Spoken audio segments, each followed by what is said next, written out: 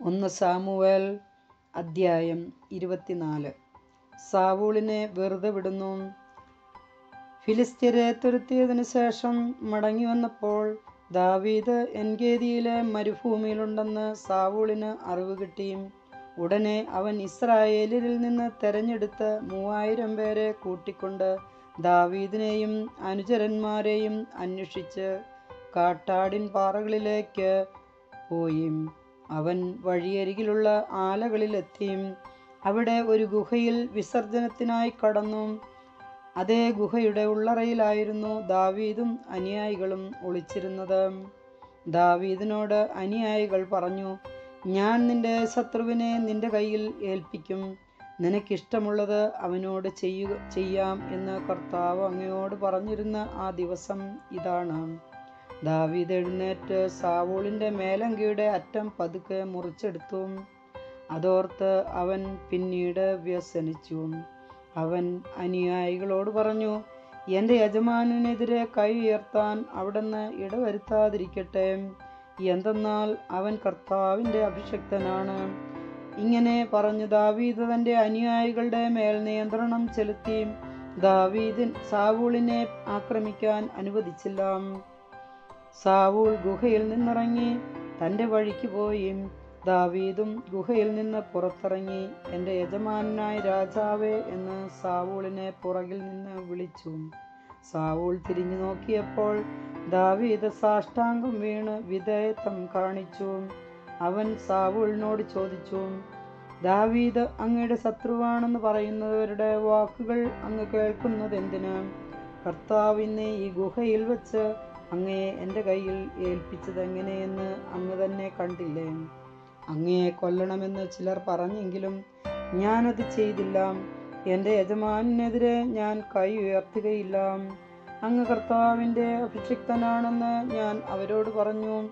എൻ്റെ പിതാവേ, ഇതാ എൻ്റെ കയ്യിൽ അങ്ങയുടെ മേലങ്കിയുടെ ഒരു കഷ്ണം. ഞാൻ അതിൻ്റെ അറ്റം മുറിക്കുകയും അങ്ങയെ കൊല്ലാതിരിക്കുകയും ചെയ്തതിനാൽ ഞാൻ ദ്രോഹിയോ തെറ്റുകാരനോ അല്ലെന്ന് അങ്ങ് അറിഞ്ഞാലും ഞാൻ അങ്ങേക്കെതിരെ തെറ്റ് ചെയ്തിട്ടില്ല. എന്നിട്ടും അങ്ങ് എൻ്റെ ജീവൻ അപഹരിക്കാൻ അവസരം തേടി നടക്കുന്നു. നാം ഇരുവർക്കുമിടയിൽ കർത്താവ് ന്യായം വിധിക്കട്ടെ. കർത്താവ് എനിക്ക് വേണ്ടി അങ്ങയോട് പ്രതികാരം ചെയ്യട്ടെ. എൻ്റെ കരം അങ്ങയുടെ മേൽ പതിക്കുകയില്ല. ദുഷ്ടത ദുഷ്ടനിൽ നിന്ന് പുറപ്പെടുന്നുവെന്നാണല്ലോ പഴമൊഴി. അങ്ങയുടെ മേൽ എൻ്റെ കൈ പതിക്കുകയില്ല. ആരെ തേടിയാണ് ഇസ്രായേൽ രാജാവ് പുറപ്പെട്ടിരിക്കുന്നത്? ആരെയാണ് അങ്ങ് അനുധാവനം ചെയ്യുന്നത്? ചത്ത പട്ടിയെയോ ഒരു ചെള്ളിനെയോ? വിധിയാളനായ കർത്താവ് എന്നെയും അങ്ങയെയും വിധിക്കട്ടെ. അവിടുന്ന് എന്നെ പരിശോധിച്ച് അങ്ങയുടെ കയ്യിൽ നിന്ന് രക്ഷിക്കട്ടെ. ദാവീദ് സാവൂളിനോട് ഇത് പറഞ്ഞു കഴിഞ്ഞപ്പോൾ അവൻ, എൻ്റെ മകനേ ദാവീദേ, ഇത് നിന്റെ സ്വരം തന്നെയോ എന്ന് ചോദിച്ചുകൊണ്ട് ഉറക്കെ കരഞ്ഞു.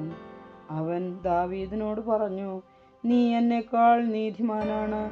ഞാൻ നിനക്ക് ചെയ്ത തിന്മയ്ക്ക് പകരം നീ നന്മ ചെയ്തിരിക്കുന്നു. കർത്താവ് എന്നെ നിന്റെ കയ്യിൽ ഏൽപ്പിച്ചിട്ടും നീ എന്നെ കൊല്ലാതെ